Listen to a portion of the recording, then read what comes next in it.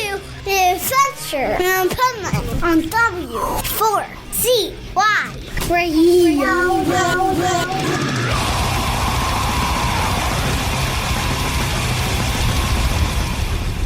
Wake up, America! It's time for the Adventures of Pipeman on W4CY.com, West Palm Beach's #1 internet radio station. Here's your host, the Pipeman.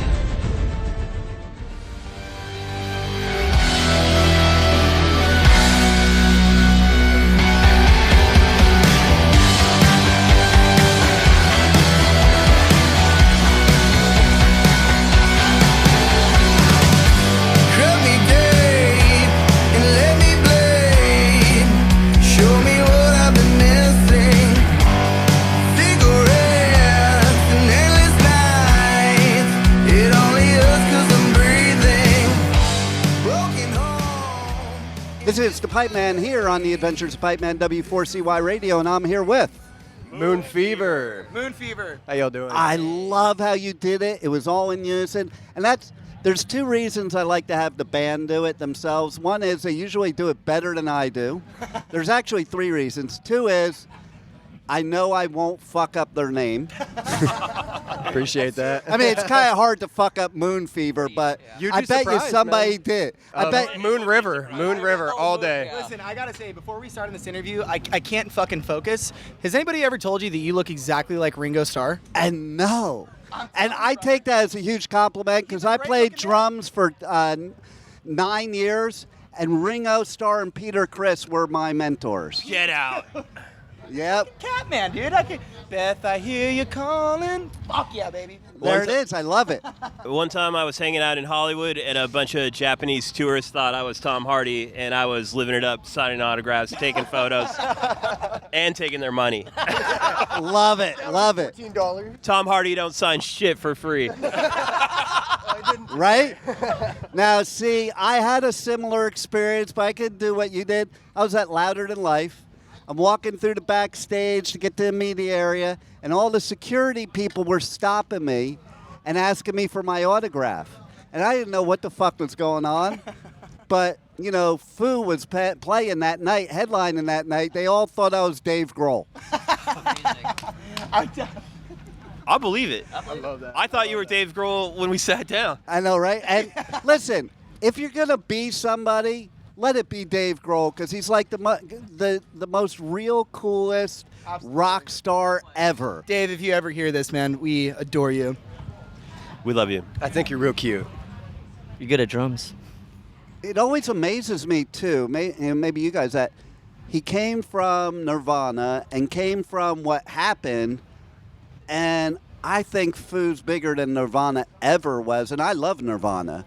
But Yeah, he they've just reached their came pinnacle. into his own. He could be himself. I think that's the one thing that really shocked everybody was the fact that, you know, this guy who was a silent drummer for so long and one of the biggest bands in the world comes out with this absolute powerhouse of a voice. And not only the voice, but the energy of a frontman, right? I mean, he's got that 100%. frontman energy.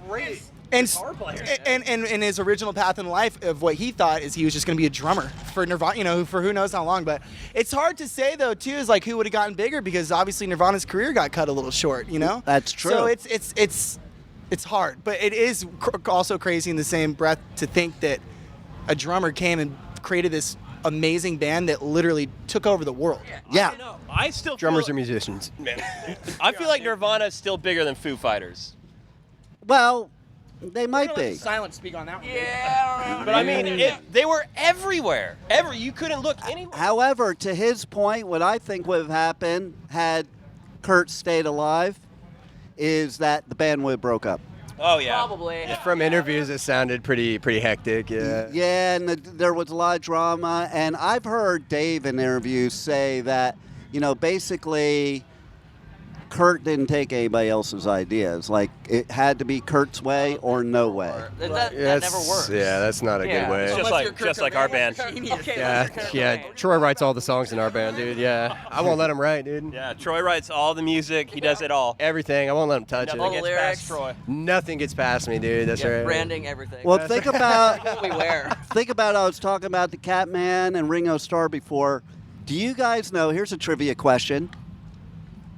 what is the major similarity between Kiss and the Beatles? And when I tell people there's a similarity, they're like, no. Marketing. That is one, for sure. They were both the, fucking geniuses of marketing and the attention aspect of things. I mean, granted, there's a face paint. And if you've ever seen Gene Simmons' Family Jewel and you saw the inside of his office, all those different things that they put there, everything, toilet paper, fucking vomit bags, whatever, dude. Is it the face paint? Because the Beatles used a lot of face paint, didn't they? That right? Yeah. What it is that whoever wrote the song sang it. Oh. And You're right. And on top of that, when it was Paul or John or Gene or Paul, they both always got credit on every song that those two wrote. Like, you see Gene and Paul on every Kiss song that the two of them wrote, or whoever wrote it, and you see the same thing with the Beatles. It's always John and Paul. But if George wrote a song, he got credit, he sang it. Ringo wrote a song, he got credit, he sang it. Same with Peter and Ace. I had no idea. I had no idea. See that? Dude, Pipeman over here just teaching us. Yeah, just taking laying us to pipe. school, dude. Just lay the Is pipe that- of knowledge, brother. You would have won $1 million off of that trivia question, but you all lost. Oh, yeah. I'm used to losing, Yeah, though. we're just going to be broke musicians for the rest of our life. Now all you have left is Sonic Temple. Shoot. Are you going to be there? Actually, normally I would be, but we're not doing interviews there because of the way it's structured, so I won't be there, unfortunately. I'm at a lot of I'm at all the Danny Wimmers usually, but if I'm not doing interviews, I don't need to go. But I love Rockville. I love Sonic Temple. I love all the Danny Wimmer festivals. I do festivals all over the U.S., Europe, UK. By far, Danny Wimmer runs it the best. Oh, yeah. Well, he just does it right, man. It's You know, incredible. it's good to be a fan at one of his festivals. I mean, to be a player or to be crew. It's everything, right? It's as good as it gets.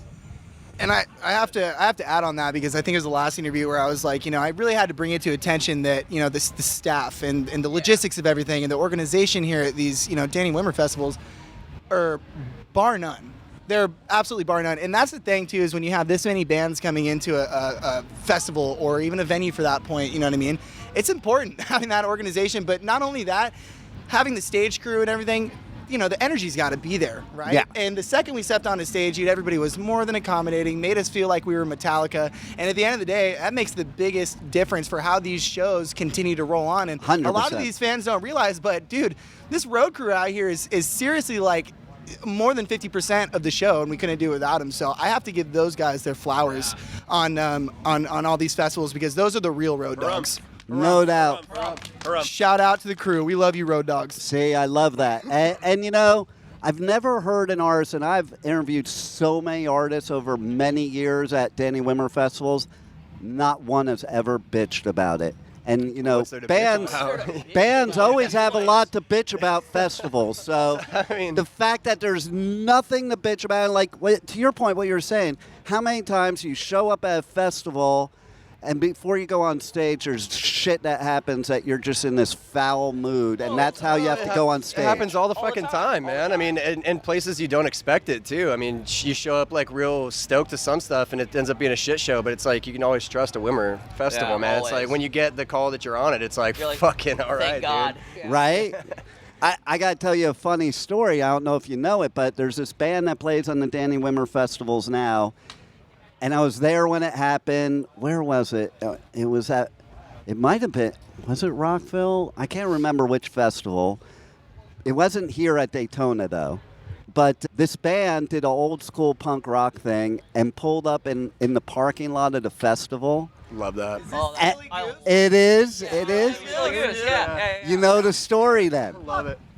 Sorry, Troy. I just keep taking the mic out of Troy's hand. Yeah, dude, Silly Goose. I think it was months ago that one of the boys in the band brought it up, and they were like, dude, have you guys heard about this band that I forgot who was on tour? They didn't get on the tour, so what they decided to do was spend the money, follow the tour around the whole entire fucking U.S., dude, and they opened their U-Haul truck in parking lots, and people that once the concert was over there, everybody's coming back to their cars. What do you see? A U-Haul truck filled with these punk-ass motherfuckers putting the sickest set together that you've ever seen, and they're kids. Yeah. They're kids, 100%. dude, and they're out here fucking, like, making their own wake, dude, so They I were gotta on give flowers. tour without a tour. Exactly, Like, man. it's fucking amazing. And you know what's the most, the most rock and roll thing about that is they were like, we don't give a fuck about guarantees. We don't give a fuck if we lose money. They were doing it because they knew it was the right thing to do. And look how it worked out for them. No doubt. Fuck, and then, more creds to Danny Wimmer. Like, most people running a festival would have gone out there, kicked them out, or, had somebody kick them out. And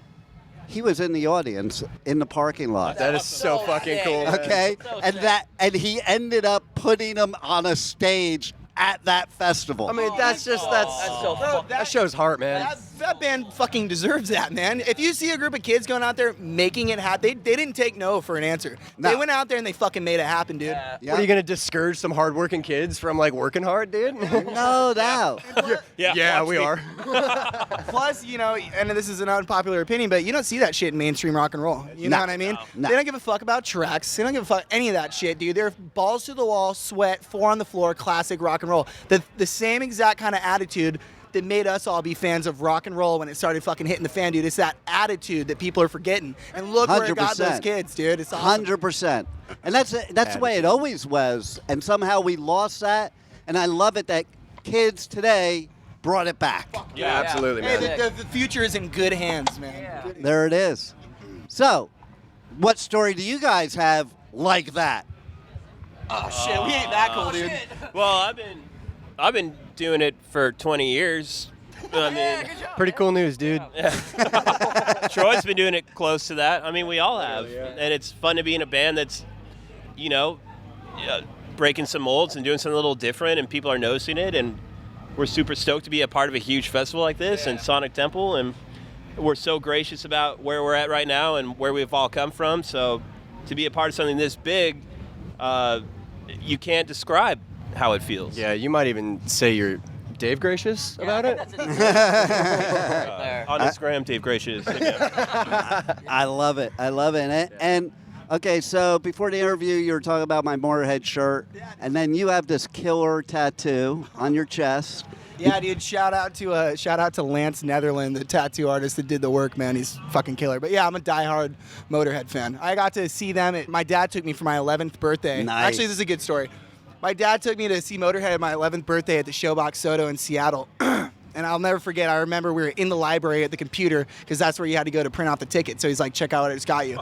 And I see Motorhead's headlining. Valiant Thor also played. They opened up the show and Clutch was second. So it was a killer lineup. Nice. Anyways, I'm first in line. I get there early. I'm up on the barricade and shit. And there's this asshole to the right of me. I'm a kid, dude. Asshole to the right of me and his wife. And he's got his elbow like buried in my little kid's side, dude, trying to like, fucking pull rank on the barricade. So I'm not forgetting that. And so I have something under my foot the whole fucking show. Halfway through the show, I've decided, what the fuck is it that I'm standing on? I shit you not, dude. I fucking pull out a Motorhead stick. It's a Motorhead drumstick signed by Mickey D. Come to find out, the second I pick this drumstick up, the dude to the right of me, the asshole, he realizes it. Him and his girlfriend had VIP passes to go and do a meet and greet with the band, and she got that stick signed. Well, guess who went home with that stick? Me, motherfucker. Be nice to kids next time. Name 3 Motorhead songs right now. Fucking Born to Lose, Ace of Spades. I mean, those are all the easy ones. I Ain't No Nice Guy. That's a deep cut. I Ain't No Nice Guy anymore, dude. That's one song by Lemmy that'll make a grown man cry. Okay, so should we do some Lemmy trivia questions then? Sure, let's do it. Okay, so first of all, I just want to make you pissed off at me. I used to hang out with Lemmy at the Rainbow when I was 15 years old. So, who did he date that used to perform on stage and wear no top and have the lights? Was this Hawkwind? Nope. Was this in the Hawkwind band? Nope. And the lights would melt off. She used to put shaving cream on her breasts, and then the lights would melt it off, and she'd get arrested like Jim Morrison, like all the time. And this is somebody that Lemmy dated. Lemmy dated, and Bro, I'm not gonna lie, dude. Lemmy wasn't known for having girlfriends, brother. He was known for hitting it and quitting it. She's the most famous punk rock chick ever. I'm gonna go ahead and say that I don't know the answer to that question. Anybody else? Most punk rock chick ever? I only know the topless chick from Hawkwind, Lemmy's first band. Nancy? I No. don't know. Drawing a blank. Wendy O. Williams of the Plasmatics. Oh my God, dude. Yeah. I am such a piece of shit. You made me feel dumb. Yo! I got a little fat. So, Here's what's funny. We got Amigo the Devil here. And so Mike walks up and says, meet Dave Grohl, because we were talking about the whole Dave Grohl thing. And I look up and I'm like, holy fuck, it is Dave Grohl. Hey, say what's up to everybody, Dave. Hey! Yeah, dude. Fresh pots! You missed the beginning, Amigo, where I was at Larry in Life when I had my long hair and the security guards came up to me and were asking me for autographs. I didn't know why, and they all thought I was Dave Grohl. You know what? Feel me, brother. Now we could really fuck with him. Hey, I'm sorry. I love you. Hey, Amigo, you can interrupt anytime. Hey, what's up? I'm joking. Oh, Dave's back. I love it. I love it. See, so now I got you on 2 trivia questions. That's terrible. What kind of musicians are you? I didn't volunteer for any of this, by the way. I'm pretty all right, dude. I was being loud and proud about it, and then I just took a dive, dude. Yeah. Gotta hit you. One more question. Fuck, are you gonna embarrass me again, dude? How many more times Even you gotta for- embarrass us? Okay. Fuck. So tell me those gloves have to do with a band. No, man. I like everybody else in a hardworking industry. You know, before you go to work, you fucking, what do? You put your gloves on, you know? If I'm being completely honest, dude, I gotta be straight up. My dad's a musician.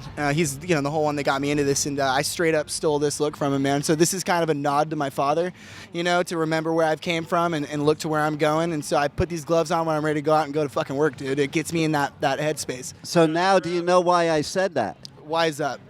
Okay, so there's this Metallica song called The Four Horsemen. Yeah, I'm familiar. That was originally not The Four Horsemen. That is a Megadeth song because Dave wrote it, called The Mechanics. Shut up. Spelled the same way. Really? Yeah, see that? Like, Shout out. you're going to have to go home and do some homework I guess before the I next am. Yeah, interview, yeah. okay? Yeah, I unfortunately I can't say publicly which bands I do and don't like. It'll make people hate me.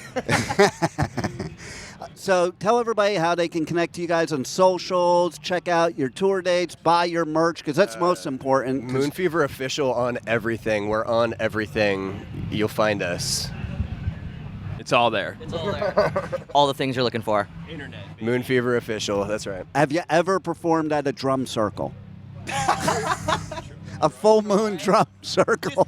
I used to work at Guitar Center, if that's close enough. It's every You're day, the brother. fucker that sold me the bad Tascam. Yeah, you didn't buy the PC, dude. What's wrong with you? Yeah. You're fucked, brother. You're fucked. Yeah, you didn't want that 2-year. Anything else you want to let the listeners know about that they should look out for from you guys, except you'll be at Sonic Temple next week. Sonic Temple, baby. See you there. Yeah, on tour with Goodbye June. Love those boys. Can't wait to meet back up. We're just doing the thing. I don't know. Just look for us. We're around. Now that makes sense now, because Amigo interrupted this interview.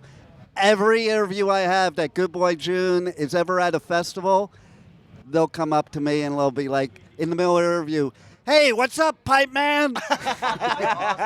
We love those boys. Oh, they're cool Tell as shit. Amigo that we would go out with them. Yeah, we love Amigo as well. Yeah. Yeah, dude, we don't strive from greatness, dude. Come on. And also, I think that to end the interview too, fucking thank you, man. Thank you, Pipeman, for fucking giving us a killer interview, dude. We had a great time with you, dude. Well, It's been thank awesome. you for giving me the compliment, because to me, this is the most fuck part of an artist's job, because you got a bunch of people giving interviews like, Oh, fuck that, dude. "How'd No. you get your band name?" Nah, dude. Don't fuck that. Anybody's got a problem with this, man. This is all part of the job, and this is why we do it, man. This is I love fun, it, man. I'm a good but I love that you had fun, because that means I achieved my goal. Yeah, absolutely, you Yes. did. Thank you, Mr. Pipe. Yes, Mr. Pipe, a moment of your time. Thank you, brother. Really appreciate Well, it, man. thank you for performing at Welcome to Rockville and being so badass. And Happy to be here, brother. thanks Happy for to be being here. on the Thank you, Danny Adventures of Wimmer, man. Pipeman. You make our hearts full, Pipeman. Thank you. Well, you make my heart full by just fucking doing what you do. Oh, no. And the media tent almost was destroyed. And we're about to get trampled by the media tent, so now's the time to end the interview. Roll it. Thanks, guys. Thank you for listening to the Adventures of Pipeman on W4CY Radio.